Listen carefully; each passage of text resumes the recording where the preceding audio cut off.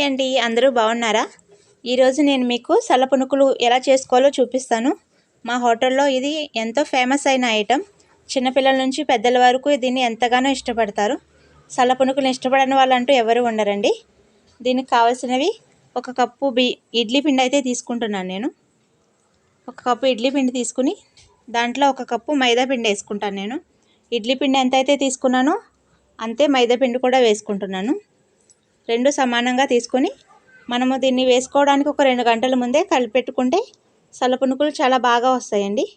దీంట్లో కొంచెం సోడా వేసుకొని తర్వాత దీంట్లో తగినంత ఉప్పు తక్కువనే వేసుకోవాలండి. ఎందుకంటే మనము చట్నీతో తింటాం కాబట్టి చట్నీలో ఉప్పు ఉంటుంది. ఉప్పు తక్కువగానే వేసుకొని దీన్ని అంతా కలుపుకోవాలి.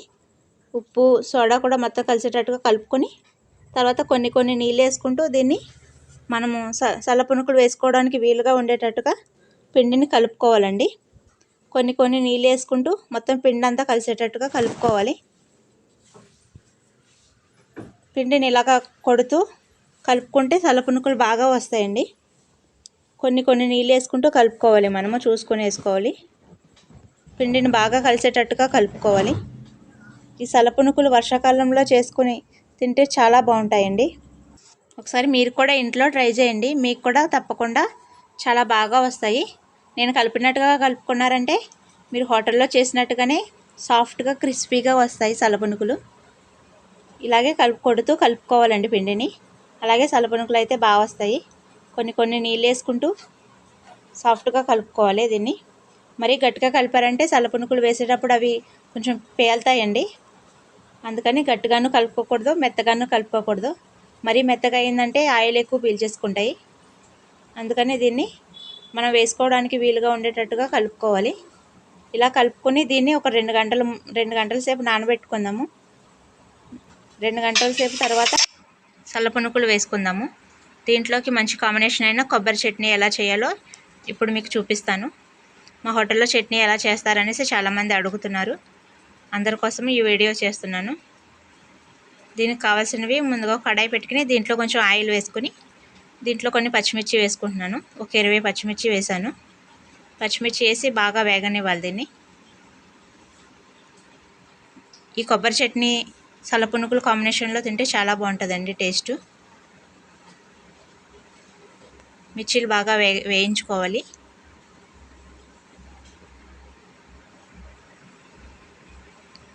నా వీడియో కనుక మీకు నచ్చినట్లయితే నా ఛానల్ని సబ్స్క్రైబ్ చేసుకోండి. నేను పెట్టే ప్రతి వీడియో మీ నోటిఫికేషన్లోకి వస్తుంది. దీంట్లో కొన్ని వెల్లుల్లిపాయలు వేసుకుంటున్నాను. వెల్లుల్లిపాయలు వేసుకుంటే చట్నీ చాలా బాగుంటుందండి. అందుకని నేను వెల్లుల్లిపాయలు ప్రతి చట్నీలో వేస్తూ ఉంటాను. చట్నీలోనే కాదు, మనం చేసుకునే బీరకాయ పచ్చడి కానీ ఏ పచ్చడిలోనైనా సరే నేను వెల్లుల్లిపాయలు అయితే కంపల్సరీ వేస్తాను. వెల్లుల్లిపాయలు వేసుకొని వేయించుకోవాలి. వెల్లుల్లిపాయలు కూడా వేగాక దీంట్లో మనము ఒక కప్పు పుట్నాలు వేసుకుంటున్నాను.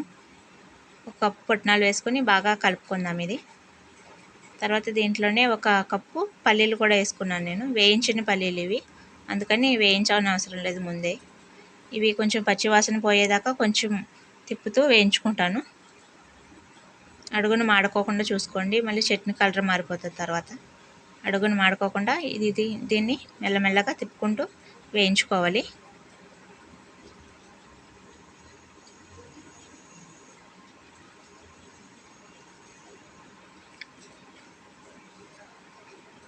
తర్వాత దీంట్లో నేను కొబ్బరికాయ ముక్కలు వేసుకుంటున్నాను. ఒక కప్పు కొబ్బరికాయ ముక్కలు ముందుగానే నేను కట్ చేసి పెట్టుకున్నాను. ఈ కొబ్బరికాయ ముక్కలు, ఆ కొబ్బరికాయ ముక్కలు కూడా దీంట్లో వేసుకొని మొత్తం అంతా కలిసేటట్టుగా వేయించుకుంటున్నాను.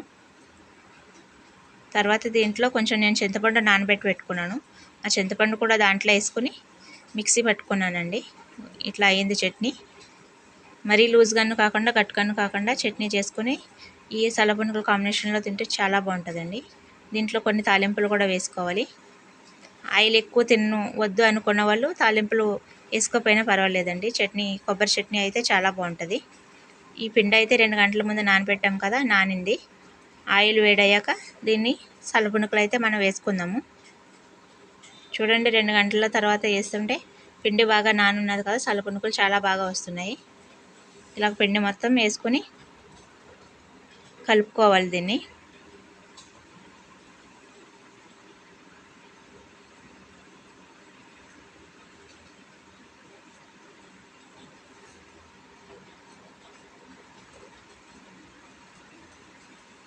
మంచి కలర్ వచ్చేటట్టుగా కలుపుకోవాలండి. ఇది